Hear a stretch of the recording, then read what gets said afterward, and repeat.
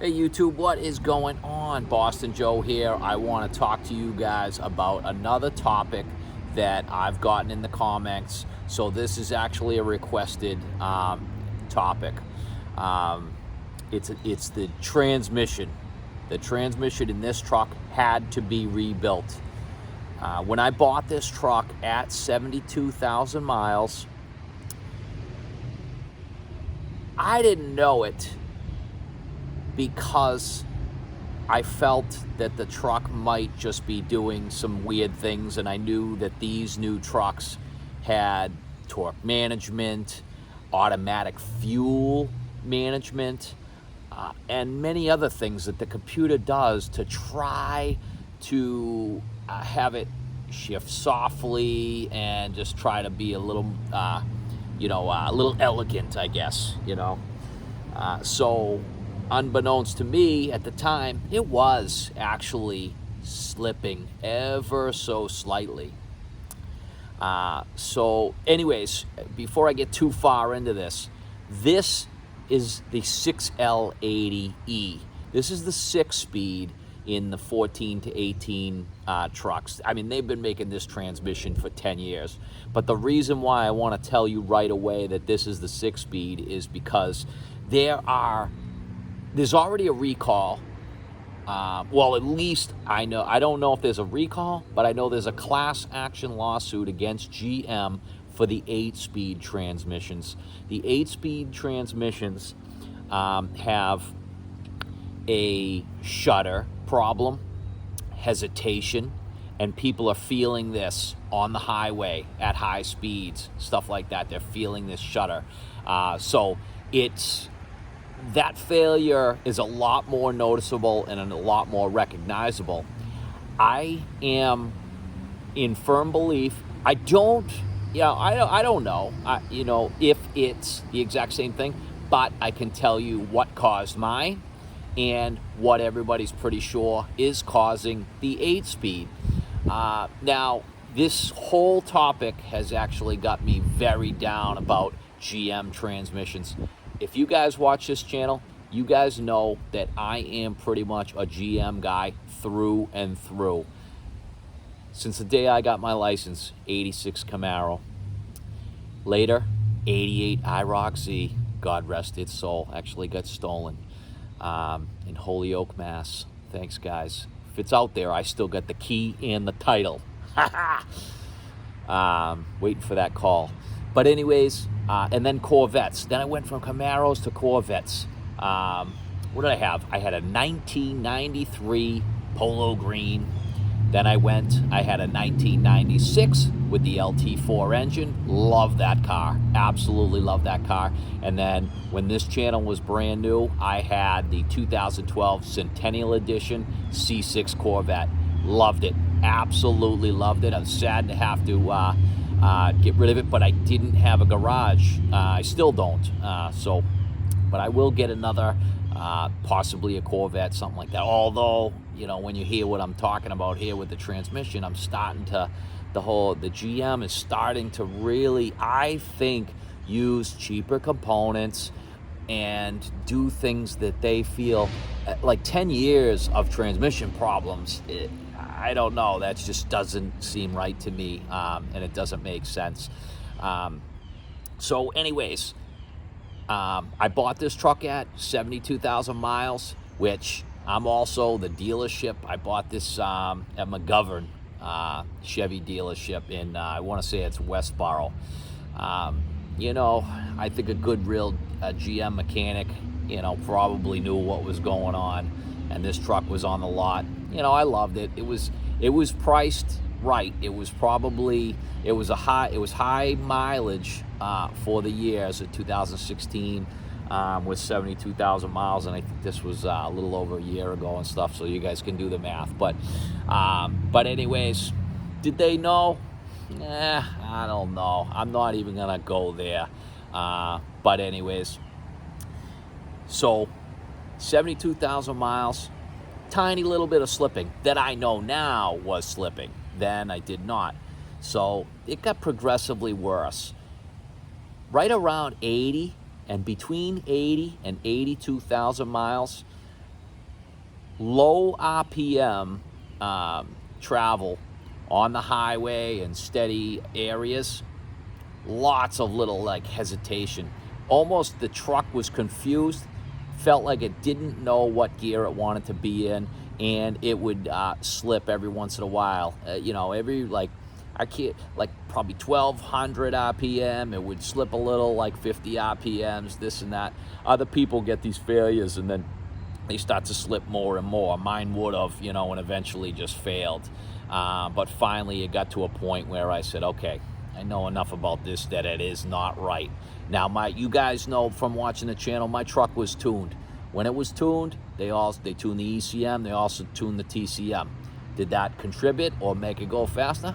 Maybe it did, maybe it didn't. I don't know, but I took the tune off to make sure that the tune wasn't causing the problem, and the problem just got worse and worse and worse. Now I've read enough about it where I know that there is enough people having problems with the 6 speeds also, that it was not the tune. Did the tune speed it up? Like I said, maybe it did. Who knows? So now it slips and slips and slips. I bring it to transmission shop here in Abington. We got Billy Rust, Abington Transmission. Amazing. Huge shout out to Billy. I want to thank him for the work he did on this truck. He took the truck, felt the issues, and said, we'll at least try to do a transmission service and see how it is. Did the transmission service, didn't help at all. But when he took the pan down, silvery metallic in the fluid, told me right away, torque converter is breaking down. The breakdown of the torque converter is slowly poisoning the transmission and destroying the transmission. So if you guys get to this thing quick enough, if you feel any slipping, take it to a quality guy. You guys might want to go to the dealer. I don't know. The dealership I know where the transmission is going to be like $5,000-$6,000. To me, they owe me that. GM owes me that money now, but I knew that going to a quality transmission guy, and I wanted to go to somebody I knew would be honest about what was going on with the truck, and I knew if in the end, which I figured was the transmission was going to have to be rebuilt, I knew it would be about half of what the dealership would charge me. So I don't want to give them any of my money at this point, So anyways, Billy rebuilds the transmission. Transmission is absolutely perfect. And since then, now I actually just, if you watched most recent video, I just retuned the truck just with the basic Diablo Sport 87 octane tune. Truck drives awesome. I really feel like it probably drives like a brand new truck, and that's it. And I've also got the new front suspension on there too, so that makes me happy as well.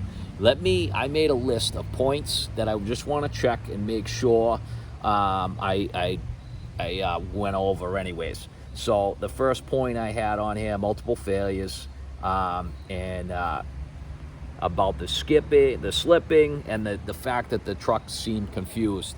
I don't even know if when I was talking about the 8-speed, yeah, no, I did. It was the shutter. But so the cause, if you actually look at a lot of like the research and stuff on that, is the torque converter as well.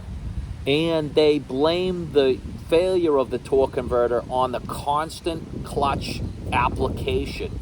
The torque management, all these things that transmission is doing is constantly making the clutches. I don't even know, because I'm usually a manual transmission guy, and this whole torque converter thing is all sort of like, a little bit outside my my automotive knowledge. I know a lot about it. I know a lot more now than I did, but that failure was eating up the 8 speeds and then causing the shutter and all that stuff. So I really feel that the underlying cause, the torque converter on all of these things, this might be in all GM cars and trucks. I don't even know. But they're using, this is my opinion, they're probably using a cheap torque converter. And it's destroying these things. And they're saving, I don't know how much money they're really saving. In the end, it's going to destroy at least a lot of people's opinions of them. So what else? GM transmission known to chew up torque converters due to the constant clutch operation. So that's kind of where I think it is. These are my opinions here. They've been making this thing for 10 years, and I don't know, to have this many failures still and not even be doing anything about it really is like crazy to me, absolutely crazy. Now, the other point that I've seen, now I want to give, this is a huge thing for deleting the automatic fuel management. This thing shifted from V8 to four-cylinder constantly. Oh my God, that was another reason that I couldn't really figure out, like, is this it's switching back and forth to 8-cylinder, 4-cylinder, 8-cylinder, 4-cylinder. Is the transmission slipping? I don't know, probably just the AFM. That was my thinking back when the thing was slipping.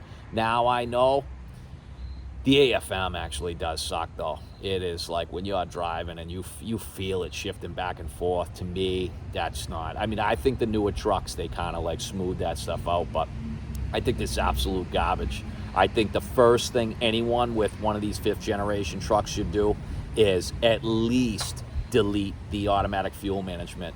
It also leads to valve failures. When the 4-cylinders shut off, the four of those valve sets have to get their oil from some other place. So there's other valleys created in this thing. It's a complicated system. They have an issue where sometimes they're not getting enough oil, and then they have valve failures. So that's pretty common too. Like, holy mackerel, it just gets worse and worse. And so I hope that the GM is actually improving on all this stuff. I mean, it seems like there's so many complaints. And I truly want to love GM, but I'm really starting to have a hard time. But I have finally gotten this truck to a place where I really do love it.